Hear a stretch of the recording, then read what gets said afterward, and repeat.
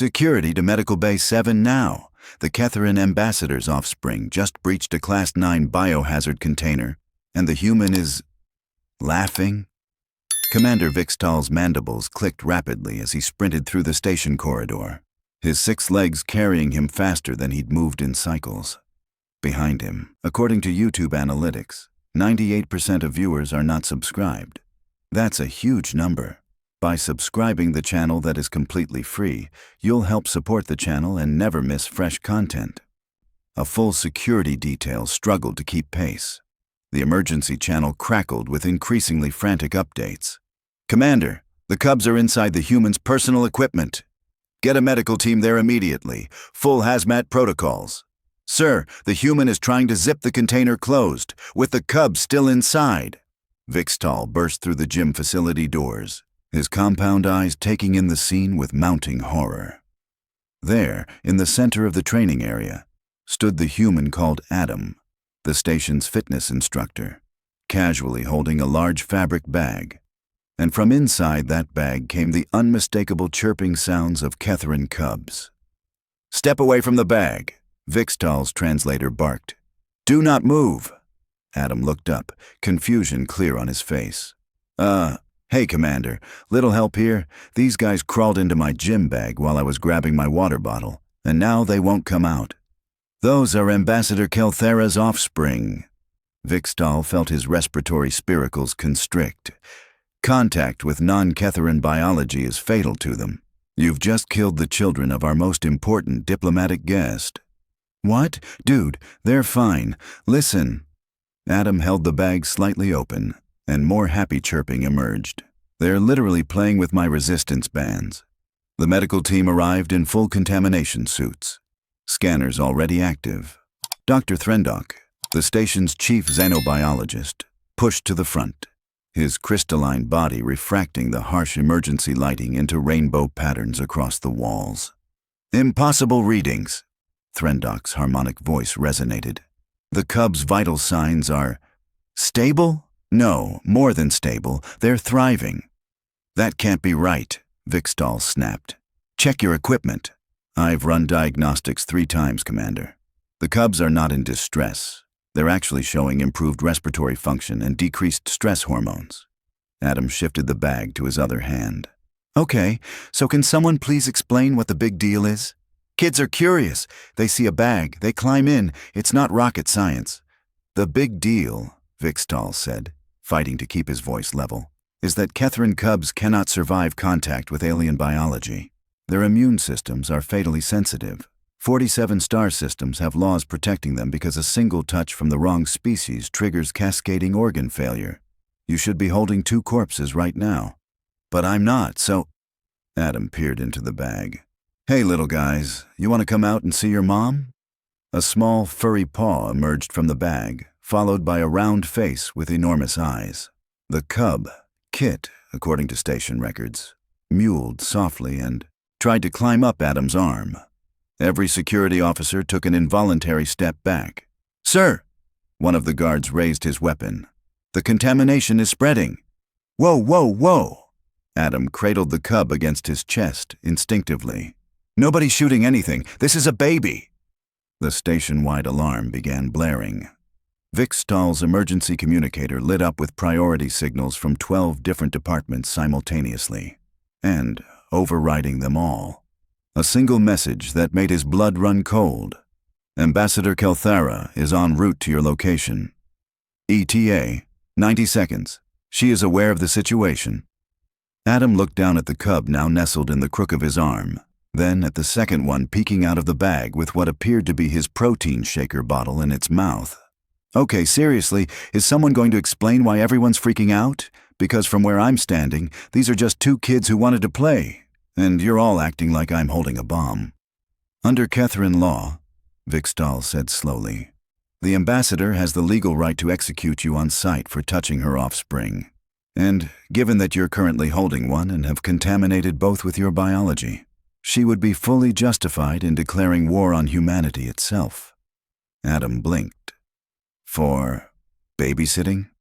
"For murder," Threndock corrected, though his scanning equipment continued to contradict that assessment. Except they're not dying. They're not even sick. This violates 4,000 years of documented Ketharan biology. The gym doors exploded inward. Ambassador Kelthera stood in the doorway, all 4 of her arms spread wide, her fur standing on end, and her 3 hearts visible pounding through her chest. Her eyes locked onto Adam, then to the cubs, then back to Adam. The temperature in the room seemed to drop 10 degrees. "Human," she growled, her voice bypassing the translator entirely. "Step away from my children, now!" Adam looked down at Kit, who had fallen asleep against his shoulder, then at Paw, who was contentedly gnawing on the protein shaker. He looked back at the ambassador, then at the 24 weapons now pointed in his general direction, then at Commander Vixtal's expression of absolute terror. "Okay," Adam said carefully. "I'm getting the feeling I missed something really important in the station orientation." Behind the ambassador, a Galactic Council observer appeared, robes flowing. "This human has committed an act of war against the Ketharan people. By council law, Ambassador Kelthera may claim immediate restitution." Adam glanced down at the cubs again. Kit was snoring softly. Paw had managed to unscrew the shaker bottle and was now licking protein powder off his paws with obvious delight. "War?" Adam said. "Over gym equipment?" "Over the murder of her offspring," the council observer clarified. Adam looked at Ambassador Kelthera, then held up the sleeping cubs slightly. Does she want to check if they're actually dead? Because I'm pretty sure murder victims don't usually nap." The ambassador's growl deepened. She took 1 step forward. Every alarm in the station began screaming at once. Ambassador Kelthera's approach was measured, predatory, each step deliberate. Her claws extended fully, glinting under the emergency lighting. Adam could see her muscles coiling beneath her fur, ready to strike. "Ambassador," Dr. Threndock stepped forward, his crystalline structure chiming softly. "Before you take action, you need to see these readings. Your offspring's vital signs are not just stable, they're optimal. Better than optimal. Their immune markers are—" "Silence!" Kelthera's roar shook the walls. "I can see my children contaminated by alien toxins. I can see them dying in this creature's grasp." "Ma'am," Adam said gently, "with respect, they're really not dying. Kit here is literally asleep, and Pa just discovered what whey protein tastes like. I think he's a fan." As if to prove his point, Pa emerged further from the gym bag, his small face covered in vanilla-flavored powder, chirping happily. He reached toward Adam's other arm, trying to climb up. Kelthera froze. "He's reaching for you?" "Yeah, kids do that when they feel safe." Adam supported Pa's climb, letting the cub settle on his other shoulder opposite the sleeping kid. "Look, I know this seems weird, but I've got nieces and nephews back on Earth. This is just normal kid behavior." "Remove them," Commander Vixtal ordered the medical team. "Carefully. Use the extraction field." 2 medical technicians moved forward with a shimmering containment field generator. The moment the field activated near the cubs, both Kit and Paw let out ear-splitting shrieks. Kit woke instantly, clinging to Adam's neck. Paw's claws dug into Adam's shoulder, not painfully but with clear intent. "Whoa, hey, it's okay." Adam instinctively put his hands up to comfort both cubs, making soothing sounds. "You're scaring them." "Deactivate the field," Kelthera commanded, her maternal instinct overriding even her fury. "You're distressing them further." The field powered down. Both cubs immediately calmed, though they pressed closer to Adam, their small bodies trembling slightly. Dr. Threndock's scanning equipment hummed louder. Fascinating. The cub's stress hormones spiked with the field activation but returned to baseline the moment the human made verbal contact. "Commander, I need to run a full biochemical analysis. This is unprecedented." "What's unprecedented is that they're still alive," the council observer interjected. "Ambassador, the law is clear. This human has violated—" "The law assumes death," Kelthera snapped. "My children are clearly not dead." "Not yet," Vixtal muttered. pulling up historical records on his datapad. But according to every documented case, the failure begins within the first few minutes of contact. Cellular breakdown, immune cascade, respiratory collapse. It's been the same for millennia. Adam shifted slightly, adjusting his stance to better support both cubs. Okay, so let me get this straight. These guys are supposed to be super fragile, can't touch anyone outside their species, and definitely should be dying right now from touching me? Correct, Threndok confirmed. But they're not. Correct. And that's impossible. Completely impossible. Threndok's harmonics resonated with emphasis. I've reviewed 4,000 years of medical literature during this conversation. 0 survival rate for non-Ketharan contact. 0. Huh. Adam looked down at Paw, who was now playing with the zipper on Adam's jacket. Weird. Weird. Vikstaal's mandibles clattered in disbelief. Human, you are holding the impossible. You are violating fundamental biological law. This is not weird. This is reality breaking. I mean, they're just kids, man. Kids are pretty resilient. Adam gently extracted his jacket zipper from Paw's grasp before the cub could swallow it. No, buddy, that's not food. Even if you did like the protein powder. Kelthera took another step closer. Her forearms now held in a different position. No longer aggressive, but wary. Confused. How are you doing this? What human sorcery allows you to touch what cannot be touched? Sorcery? Adam laughed. Lady, I teach spin classes and sometimes cover for the yoga instructor. The only magic I know is getting people to do one more burpee. Spin? Yoga? Burpee? Kelthera's translator struggled with the terms. These are combat forms? No, they're exercise. Fitness training. Adam noticed Kit starting to wake up properly, yawning with a mouthful of tiny, sharp teeth. Hey there, sleepyhead. Have a good nap? Kit mewled and rubbed her face against Adam's neck, purring. Every Ketharan in the station's database monitoring system received an automatic alert. The ambassador's cubs were purring. Cubs only purred in the presence of trusted family members. The system flagged it as a data error and ran diagnostics. She's purring, Kelthera whispered, her voice cracking. She's purring for a stranger, for an alien, for something that should have killed her. Is that bad? Adam asked, genuinely concerned now. Should I be worried? They seemed happy. But if purring is like a symptom or something. Purring indicates contentment and trust, Threndok explained, his own analytical processes clearly struggling with the data. Cubs only purr when they feel completely safe. It's a deeply instinctual response. Oh, good. That's good, right? Adam smiled down at Kit. You're a sweet girl, aren't you? Yes, you are. Kit chirped and reached up to pat Adam's face with one small paw. Kelthera made a sound somewhere between a sob and a growl. Stop. Stop touching them. Stop making them love you. Stop breaking every law of nature that protects my people. I'm really not trying to break anything, Adam said apologetically. They literally climbed into my gym bag while I was packing for training. I turned around, and there they were, playing with my resistance bands like they were toys. What was I supposed to do? Dump them out? Yes. Vikstaal, Threndok, and the council observer all shouted simultaneously. Absolutely not, Kelthera roared over them. Adam looked between them all, thoroughly confused now. So, which is it? Paw chose that moment to sneeze, spraying protein powder everywhere. Then he looked up at Adam with enormous, innocent eyes and chirped questioningly, as if asking whether sneezing was allowed. Adam couldn't help it. He laughed. You're fine, little dude. Happens to everyone. He wiped the powder off Paw's face with his thumb. The small cub leaned into the touch, purring to match his sister. Dr. Threndok's equipment emitted a high-pitched whine and shut down completely, overwhelmed by impossible data.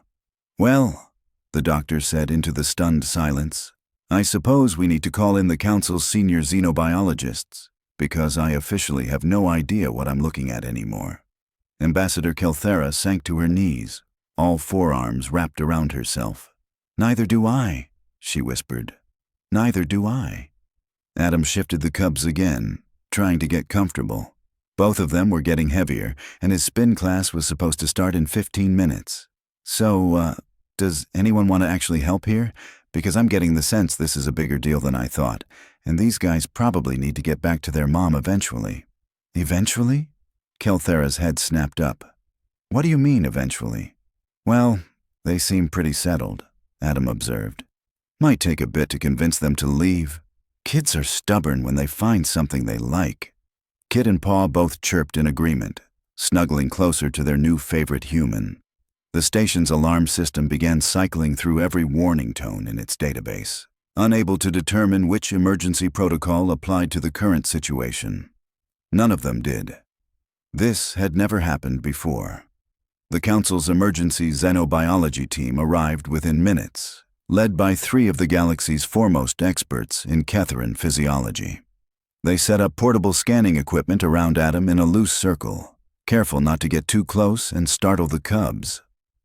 Preliminary scans confirmed the impossible, the lead scientist reported, her tentacles coiling anxiously. The cubs are not merely surviving human contact, they're adapting to it. Their antibody production has increased by 300%. Their cellular structure is actively incorporating elements of the human's biochemistry. That's not how evolution works, Threndok protested. Adaptation takes generations, not minutes. I'm aware of how evolution works, Doctor. I'm telling you what the data shows. Adam adjusted his grip on both cubs, who were now actively competing for the best spot on his shoulders. Can you guys do the science discussion maybe a little quieter? Kit's getting fussy. Sure enough, Kit was making irritated chirping sounds at all the equipment and raised voices. Adam bounced slightly, the universal motion of someone used to calming children, and she settled immediately. Kelthera watched this with an expression caught between wonder and despair. You move like you've done this before. I mean, yeah. My sister has 3 kids. I'm the favorite uncle. Adam grinned. Mostly because I let them eat ice cream before dinner, but still. You've done this with human offspring? Sure. Why? Because Ketharan cubs require specialized handling, temperature regulation, humidity control, constant biochemical monitoring, isolation from potential pathogens. Kelthera gestured at the medical equipment surrounding them. We have protocols spanning volumes. Adam looked down at the cubs, then back at her. But they're fine? They shouldn't be. Okay, but they are. Adam's tone remained patient but firm.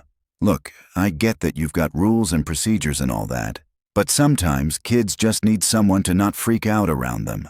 They pick up on stress, you know. The lead xenobiologist's scanners chimed urgently. Ambassador, I need you to look at this. The human's pheromone output, it's nearly identical to a Ketharan parent's calming signals, but that's biologically impossible. Humans don't have the glands to produce these compounds. Yet I'm detecting them, another scientist confirmed. Strong concentrations. The cubs are responding as they would to their own mother's reassurance. Threndok moved closer with his equipment, his crystalline body pulsing with confused colors. The human skin bacteria are creating a protective barrier around the cubs. His microbiome is actively preventing the immune cascade that should be killing them. It's as if his biology recognized them as vulnerable and adapted to protect them. In under 10 minutes? Vikstall demanded. Apparently, yes. Adam felt Paw starting to squirm and recognized the signs immediately. Hey, does anyone know where the bathroom is? I think Paw needs to go. Complete silence fell over the room. You can tell he needs to eliminate? Kelthera asked slowly. Yeah, he's doing the wiggle. Kids always do the wiggle. Adam started walking toward the door. Someone want to point me to wherever you guys keep a litter box or whatever? Stop! Vikstall moved to block him. You can't just walk around the station carrying them. Dude, he needs to pee. I'm not making a kid hold it because you guys can't figure out your science. Adam's tone shifted, taking on an edge.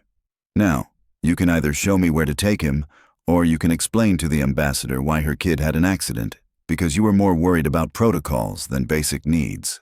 Kelthera stood, her decision made in an instant. Follow me, human, quickly. She led the way out of the gym, and Adam followed, still carrying both cubs. Behind them, the entire security detail, medical team, and science staff scrambled to follow. This is definitely the weirdest training day I've ever had, Adam muttered to Kit, who chirped in apparent agreement. Commander Vixtal's communicator exploded with alerts. 3 council members were demanding immediate reports. The station's legal department was filing emergency motions. The Human Resources Department was trying to determine if accidental cub adoption was covered under standard employment contracts. And somewhere in the chaos, a single fact crystallized. Everything they thought they knew about Catherine biology was fundamentally wrong. The human kept walking, the cubs kept purring, and the galaxy's understanding of itself began to crack. The journey to Ambassador Kelthera's quarters became an impromptu parade. Adam walked casually through the station corridors, both cubs now riding contentedly on his shoulders, while an ever-growing procession of scientists, security personnel, and curious onlookers followed at a respectful distance. Paw had indeed needed the bathroom, and Adam had simply held him over the designated area in Kelthera's quarters while making encouraging sounds. The ambassador had watched in stunned silence as her son performed a natural function without the usual elaborate preparation protocols. "You just held him?" she asked. "Yeah. What else would I do?" "The sanitation field, the biochemical balancing, the temperature regulation." "Or," Adam interrupted gently, "you just hold the kid and let him do his thing. He's not made of glass." Now, standing in the center of Kelthera's living space, Dr. Threndock finally voiced the conclusion his data had been screaming for the past hour. "Ambassador, I believe I understand what's happening. The cubs aren't dying from human contact because the fatal response isn't biological. It's psychological." Every head turned toward him. "Explain," Kelthera demanded. "Catherine cubs die from contact with other species because of the parental stress response. When adults panic, they emit fear pheromones. The cubs' immune systems react to those pheromones by going into defensive overdrive, which triggers the cascade. We've been killing our own offspring with our fear." The silence was deafening. 4,000 years, Kelthera whispered. 4,000 years of losing children because we were too afraid. "The human doesn't fear them," Threndock continued. "He has no cultural context for treating them as fragile, so he doesn't emit stress signals. And without that trigger, the cubs simply exist, safely." Adam bounced Kit slightly as she started to doze again. "Wait, you mean all those deaths happened because parents were scared? Not because the kids were actually in danger?" "Precisely." Adam struggled for words. "That's heartbreaking." Kelthera approached slowly, all 4 arms extended. For the first time since this began, she moved without the rigid control of fear. May I hold them? Without the barriers?" "Of course." Adam carefully transferred Kit to one of Kelthera's arms, then Paw to another. "They're your kids." The cubs chirped and immediately snuggled into their mother's fur. Kelthera held them close, tears streaming down her face. "They're so warm, so alive. I've never held them like this, never without the protective fields." "They're perfect," Adam said softly. "You've got good kids." Kit and Paw, nestled safely in their mother's arms, purred louder than ever. The crisis was over. The paradigm had shifted, and Adam really needed to get to his training session. The emergency council session lasted 3 hours. Adam wasn't required to attend, but they asked him to submit a written report on human child-rearing philosophies. He'd typed up 2 paragraphs that basically said, "Stay calm and don't hover," before getting pulled into covering an advanced aerobics class. Commander Vixtal found him in the gym later that evening, leading a group of very confused Zorvians through cool-down stretches. "The council has made its decision," Vixtal announced, waiting until Adam dismissed the class. "All protocols regarding Catherine cubs are being revised. Effective immediately, Catherine families stationed on multi-species installations will have access to certified caregivers trained in your methods. My methods. Adam grabbed his water bottle. I just treat them like kids. Yes, that is now official council policy. Vixtal's mandibles clicked in what might have been amusement. The ambassador has also requested you serve as cultural consultant for the new childcare initiative. I'm a gym teacher. You're the human who revolutionized our understanding of Catherine biology in under 2 hours. I held some kids while you guys panicked. That's not revolutionary, that's Tuesday. But the changes were already rippling outward. By the next morning, 3 other species had formally requested human consultation on their own child-rearing practices. Apparently, overprotective parenting was a galactic constant. Adam found himself sitting in a conference room 2 days later, surrounded by alien pediatric specialists taking frantic notes while he explained basic concepts. So you just tell them no in a firm voice? A Quillari scientist asked, crystalline structure pulsing uncertainly. Yeah, and you mean it. Kids test boundaries. It's how they learn where the edges are. But what if they become distressed? They might. That's okay. Being upset isn't dangerous. They need to learn that some things are non-negotiable. Adam demonstrated his dad voice, and half the scientists jumped. See? Firm, clear, calm. No anger, no fear, just authority. Remarkable, Threndok murmured, recording everything. And the counting method? Oh, that's easy. You say I'm going to count to 3, and you start counting. By the time you hit 2, they usually stop whatever they're doing. And if they don't? Then you follow through with whatever consequence you warned them about. Consistency matters more than the specific punishment. Furious note-taking ensued. The Galactic Pediatric Institute fast-tracked a new certification program. Human-informed child development became the most requested course in the system. Adam got paid consulting fees that made his gym instructor's salary look like pocket change. Ambassador Kelthara visited him during his lunch break a week after the incident. Kit and Paw bounded ahead of her, no longer confined by protective barriers. They'd grown attached to Adam and demanded to visit Uncle Adam daily. They ask for you constantly, Kelthara said, watching her cubs climb all over the gym equipment with delighted chirps. You've given me something I never thought possible. Relaxed children. They're great kids. You should be proud. I am, and grateful. She paused. The council wants to erect a monument. The human who saved our cubs. Very dramatic. Adam laughed. Please don't. I just packed a gym bag and some kids climbed in. That's literally it. You changed our entire civilization's approach to child rearing. I really didn't. You guys just needed permission to chill out. Kit managed to climb onto the pull-up bar and dangled there, chirping triumphantly.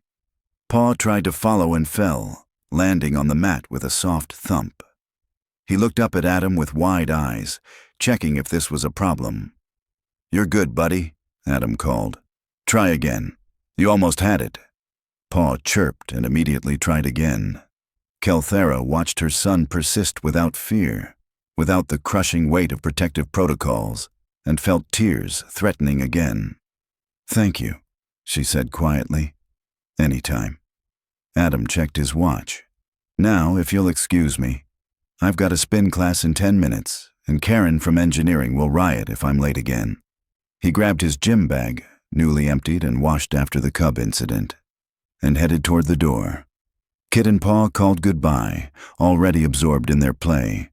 Just another day on the station, just another training session, just another human, being impossibly, wonderfully human. The galaxy would never be quite the same.